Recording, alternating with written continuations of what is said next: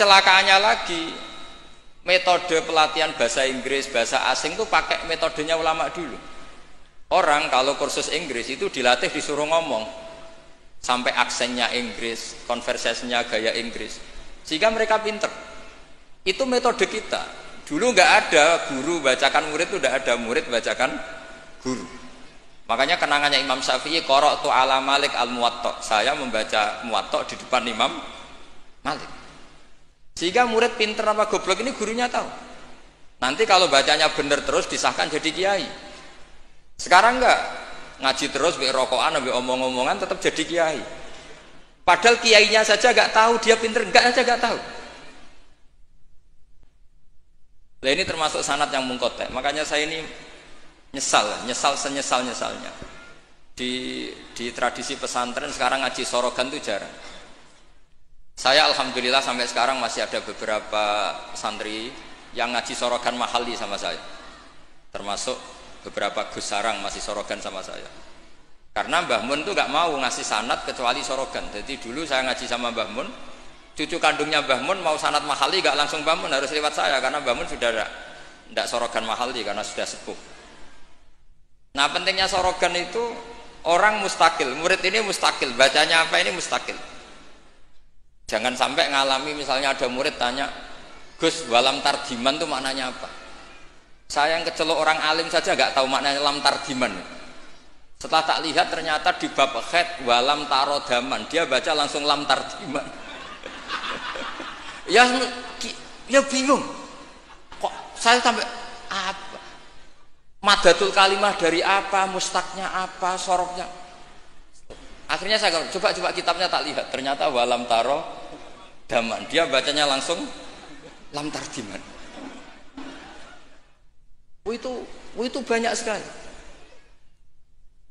Nah makanya saya mohon lah di dukun ini orang-orang yang alim atau ustadz alim itu harus tetap ada tradisi ngaji sorogan, terutama bagi khiyaru ahli, orang-orang pilihan. Dulu sahabat ngaji Rasulullah Quran itu ya sahabat yang baca. Dulu saya ngaji Quran, setor Quran min awali hatta akhiri ya saya yang baca. Beberapa kali saya baca kitab di depan Mbah Mun, di depan Gus-Gus, di depan kiai-kiai saya. Jika kiai dulu itu tahu ini sudah alim, ini belum, ini setengah alim, ini setengah waras, ini tidak waras, itu tahu. Karena kelihatan sekali, tingkat naifnya itu kelihatan sekali. Misalnya ada anak baca misalnya begini, An Abdillahi bin Amrin. Itu gurunya pasti tahu. Lucung kok Amrin ada wawunya berarti bener. Misalnya An Abdillahi bin Umaro, itu gurunya langsung tahu. Nah sekarang itu enggak. Murid itu hanya mendengarkan, sehingga kadang-kadang ada orang itu baca Ibnu Ubay bin Ka'ab, itu dibaca Ibnu Abi, anaknya bapak ini senrak kowe cung. Jadi ini kecelakaan seperti ini enggak boleh terjadi.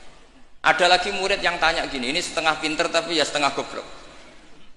Saya pernah sorogan fikih ditanya, tidak boleh nikahi zaujatul ab. Saya ulang lagi ya, wala tangkihu manakaha abaukum minan nisa illa matat salaf. Tidak boleh menikahi istrinya bapak. Itu orang Jawa langsung protes, Gus, bojone bapak ara ibuku. Itu setengah pinter setengah goblok. Setengah pinter karena di Jawa rata-rata orang itu istrinya satu. Artinya kalau bojone bapak ya mesti ibunya dia. Tapi kalau dibaca di Arab, wong Arab itu kan bojone papat, sing telu gonta-ganti, sehingga bapaknya ini kadang pernah nikah sampai 10 orang. Paham ya? Orang Arab, mungkin orang Jawa Timur ya rodok Arab, banyak kiai yang istrinya ada satu kan. Nah sebetulnya orang Jawa Timur yang paling tidak iskal karena saya ulang lagi ya. Sehingga dia tanya, Gus, bojone bapak ora ibu. Mosok wong kok dilarang kawin bojone bapak? Ya mesti wae ra bakal wong bojone bapak iku ibu. Dia protes, kenapa harus dilarang wong karuan ndak mungkin terjadi. Tak terangno. Kalau orang Arab kan mungkin, yaitu bojone bapak satu ibu kamu, dua Sri, terus Wahyuni atau siapa. Ini orang yang pernah dinikahi bapak kamu itu haram kamu nikah. Nah berhubung dia orang Jawa, bojone bapak itu mesti ibu, karena ibu istrinya satu. Nah itu setengah pinter setengah goblok. Setengah pinternya bisa bantah, agak cerdas lah, bisa usul itu.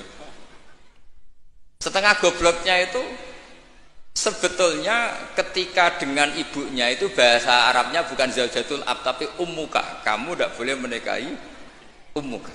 Jadi bukan dimasukkan zaujatu abika. Jadi kalau dalam bahasa fikih itu status yang dipakai status terdekat. Jadi misalnya saya menghukumi ibu saya ya ummi, itu ibu saya.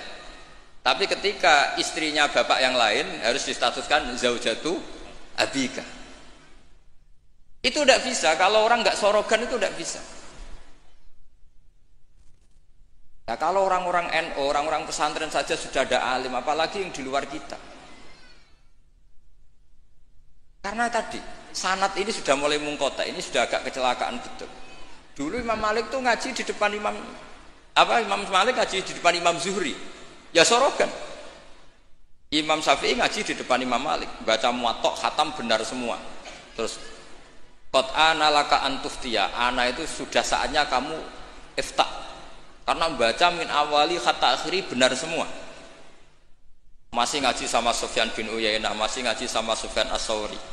Terakhir beliau ngaji sama Muhammad bin Hasan As-Syaibani di Irak. Itu semuanya yang baca Imam Syafi'i, sak logikanya. Terakhir dites begini Imam Syafi'i, sama sih. Saya termasuk sering baca kitab Risalatus Syafi'i. Saya sering baca kitab sering baca kitab Risalatus Syafi'i. Itu dites begini. Kata Sufyan As-Sauri, ya Aba Abdillah, kalau manggil Syafi'i itu Aba Abdillah, ma makna hadisi la tuharrikut tayra min makinnatiha. Gurunya yang satu tidak baca makinnatiha tapi min wakanatiha. Jangan gerakkan burung dari sangkarnya. Kalau sampai yang dibedai mesti jawab ini, kurang penggawean apa ngobrak-ngobrak manuk kan gitu. Tapi Imam Syafi'i dengan fasihnya menerangkan orang Arab itu kalau mau pergi itu tatoyur. Tatoyur itu pakai ukuran terbangnya burung.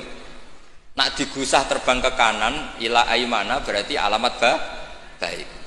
Kalau berterbang as'ama atau aisaro berarti buruk. Itu kalau ada burung di hutan terus digusah. Kalau nggak ada burung di hutan, dia memang nyimpan burung diletakkan di kurungan, tapi kurungannya dibuka terus diubrak. Nak terbangnya nganan baik, kalau ke kiri buruk. Makanya disebut di Quran innama ta'irukum ma'akum inna tatoyarna bikum. Karena yang dipakai ukuran itu ta'ir. Ta'ir itu sesuatu yang terbang. Itu Imam Syafi'i langsung paham. Adatul Arab kalau mau pergi itu melihat terbangnya burung. Sehingga makna hadis la tuharrikut tayra min makinnatiha, jangan mentaklekkan barokah tidaknya pergi berdasar terbangnya burung, tapi berdasar pergi kamu itu fi taatillah atau fi maksiatillah. Nangis gurunya. Padahal pas itu Imam Syafi'i umur 15 tahun. Wong kok pintere ngono. Makanya terus sampai dipuji-puji. Saya punya keyakinan kalau nanti fata min Quraisyin yamla'u tibaqal ardi ilman tuh kamu. Padahal teksnya hadis hanya gitu, jangan gerakkan burung dari sangkar. Itu dulu mungkin orang alim sampai seperti itu mungkin. Karena ngajinya sorokan, mustaqil. Saya beberapa kali dites Mbah Mun, hak cara kowe naib Indonesia itu fasik ta ora? Ora dijawab fasik ya rodok fasik untuk mel-melan terus. Nak dijawab fasik padha karo ngukumi nikahe wong sak Indonesia agak sah mergo waline napa? Nah, kula pengalaman karena kula sering ngaji sama Mbah Mun pengalaman. Jenengan ra kepengin nikahe wong sak Indonesia sah. Iya, aku kepengin sah. Nak ngoten tak hukumi mboten fasik. Itu Mbah Mun sewenengnya saya sampai diambungi itu dia bilang gitu. Cara wong Arab nak seneng diambung bombonan. Kowe ku muridku tenan kata. Karena itu memang jebakan. Jadi ya sudah seperti itu. Itu mungkin kalau ngaji sorogan. Tapi nak ngaji kilatan ya mau nyenggaki sholawat tok. Sholale. Oh semata ana wong tenan. Amit tenan. Loh kenapa? Sholawatnya baik.